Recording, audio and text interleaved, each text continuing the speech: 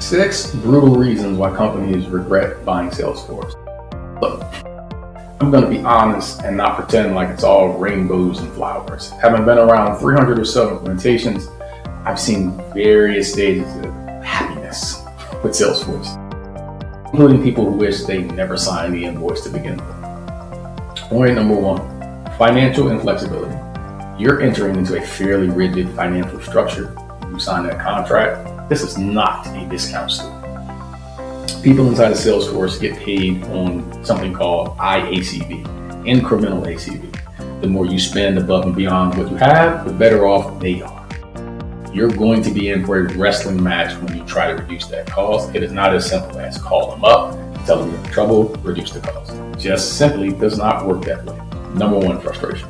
Number 2, not ready for or not understanding that change management is a part of it when you go live. The day you go live, you or somebody inside that company has to become the change manager. In my experience, people just tend not to be ready for what it takes. They either want it to happen magically or they want to force people to like it.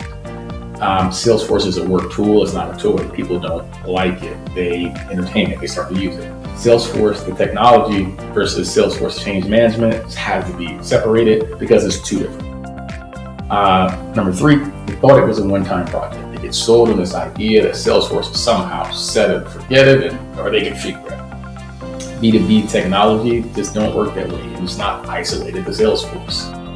Once the rubber hits the road, people want to change the layout, reports, automations, fields, security, all that stuff. People are also going to be people and just resist. They're going to bypass the process. They're going to introduce accountability concerns. So don't get bamboozled into thinking it's a one-time deal. Another biggie, number 4, no mental bandwidth to run it. People just don't have time to devote to cultivating a system that works, and this is at the leadership level mostly. I've seen people who just don't have time to define processes, review bills, and test. And if you can't take time to do that stuff, it's going to be a waste of money. You're going to look at it and be really pissed off.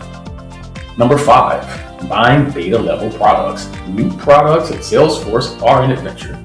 Any new technology comes with its own bumps and bruises, but it's a bit easier to absorb when it's on your iPhone and not some big work tool that you pay for. Personally, I steer clear of new stuff because I've been burned 3 or 4 times trying to be the old good partner with a new product. Once it's baked out and I'm unlikely to get egg on my face, then I'll look at it and try to do it. But when it's new, I'll do it. And if it's new, 6 months to a year, you are the beta tester. Just put that in your head. Just know it. Number 6, bad partner fit or bad build. Sometimes the config just gets jacked up and it's hard to recover from that without very focused help.